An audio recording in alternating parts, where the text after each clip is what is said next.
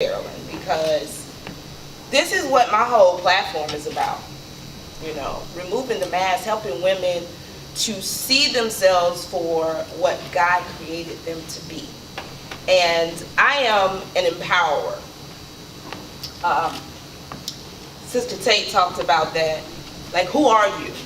And I know without the shadow of a doubt, what I know for sure, that's what Sister Oprah said. What do you know for sure? That's right. And what I know for sure is that I have the gift of empowerment. So it is my duty, it is my responsibility to empower sisters, okay? That is what I do day to day. If you pay me, if you don't pay me, I'm still gonna do it. So that is what I am here to do with you guys today. So when we talk about removing the mask, why is the mask there to begin with? That should be the question. Why is this mask there? Okay? So it's a couple reasons. Of course we have the fear, you know, you're hiding from something. But then there's also another thing. It's a societal thing. Especially for black women. How many times have we been told that everything about us is wrong? So we assimilate so we can get jobs. We change the way we talk so, hey, they don't say something crazy about us. We have to change our names so that we can get the job. Amen. So those are masks. All of that is masks. The thing is, you have to acknowledge where do these masks come from. Then, of course, that's the societal mask. Then you have the personal mask, the generational mask, right? So here's a poem that I'm going to share with you guys real quick. It's a real short one. And I love this poem. It's by Philip Little. If you ever get a chance, look it up. It's real quick. It's like a haiku. They mess you up, your mom and dad. They don't mean to, but they do. They take the mess that was placed on them and drop it right on you. Wow. So a lot of the times, the stuff that we're dealing with, and the reason that we are the way that we are, has nothing to do with us. It has everything to do with what was placed on my mom, what was placed on her mother, and her mother before then. So how do you deal with something that you have no control over? What do you do in a situation where you don't have the slightest clue how this got on you? Sister Tate brought up a really good point about acknowledgement. And I'm going to introduce you guys to a concept that my entire platform is based on. It's called the life advice concept. Okay? And this concept was given to me by God in a very, very low period in my life. Okay? I had been the most independent young woman from the age of 18. At the age of 21, I was making six figures. So I was the person that always chased after everything I wanted. I chased after everything. And I had this amazing mother that would root me on and say, do it. If you can think it, do it. And she would push me to do those things. I had no fear of failure. If I failed, it was a learning opportunity for me, and I continued to do things over and over and over again. And I was really proud of myself and my accomplishments. And then I got married. And in this marriage is when I really began to see who I was.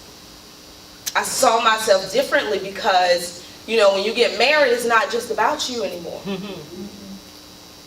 So that is when the mirror came up and it's like, ooh, you're dealing with some other stuff that you couldn't see because you had nobody to bounce it off of, to reflect it off of. All right, so I was on this really low place. I was dealing with a mask that I didn't even recognize was there because I buried things so deeply. And in our community, we are kind of taught to do that. Your mama ever told you what happens in this house, stay in this house? And that was the way I lived my life. So here's what the mask did for me. It produced fear in my life, and it ultimately led to my divorce. And I'm going to tell you guys how that happened. So the fear came from when I was molested. I was 11 years old. I was molested. Okay?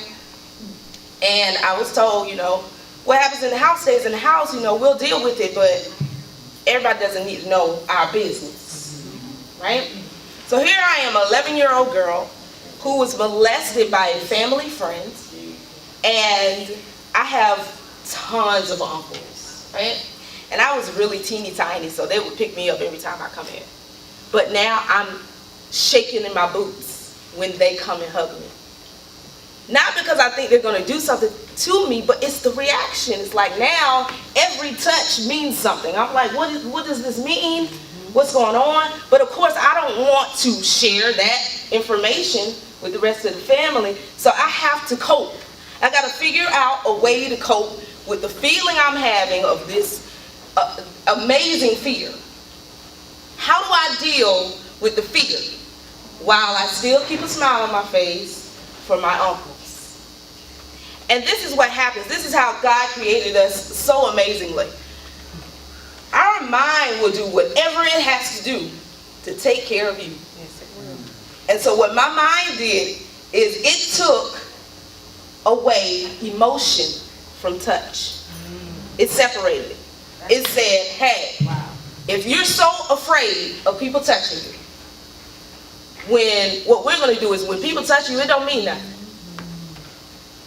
It means nothing. I had no attachment emotionally when it came to physical touch. And how many of you guys know that will trickle into an adult woman? Yeah, it will. It will. In bad situations. Yes, Lord. I didn't lose my virginity until I was 21 years old. Because I never let love and emotion drive any of my decisions. So I thought I was in control. I was like, well, I'm only going to do it when I'm ready. Because I'm in control. That's what I thought. But the thing is, I was separating emotion from physical intimacy. So I thought, I could just do the do, have no emotion attached to it. They can't hurt me. They can't hurt me at all. None of this will hurt me. But when you're married, you are supposed to be so emotionally tied to your spouse. And if you're not emotionally tied to your spouse, they will notice it. Yes. And that was the start of my problems. My husband continued to ask, what is going on here? You gotta be cheating. Something's not right. I'm not cheating.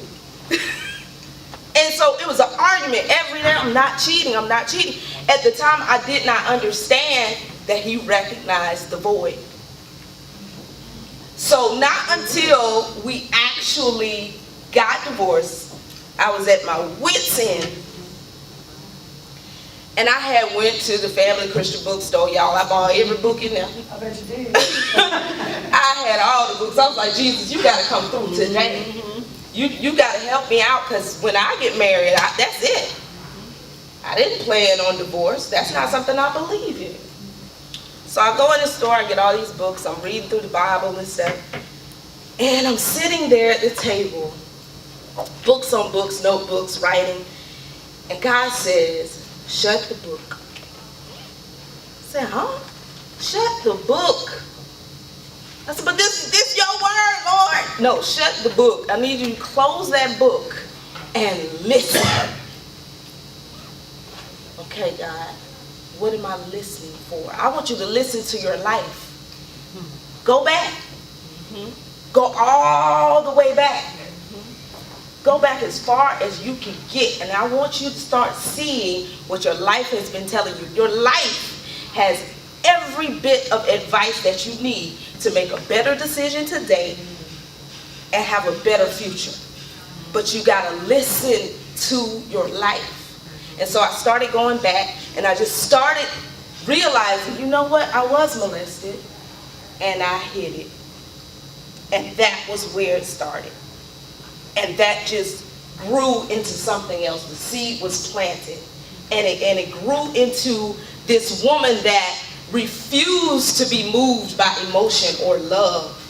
She was distanced by it. And I realized that.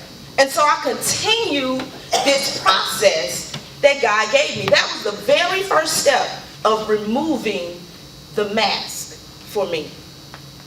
And it's called the life advice concept. So once I started seeing that, once I started peeling back those layers, the second thing God said was, I want you to accept the wholeness of your life. Oh my. The good, the bad, the ugly parts, accept all of it. Don't be ashamed of it. Don't hold your head down. Because I promise you, I have something in the worst parts of your life. I still have something for you. Because today, I still speak to young ladies that have been molested, and I help them realize that there's something in that. There is something in there. Don't hold your head down. So God continues to give me things to work on. He says, okay, I need you to accept all of that stuff. Then, what's going to happen when you accept? When you accept things, you become aware, or you gain knowledge. Because the knowledge of knowing why I was the way I was allowed me to take action.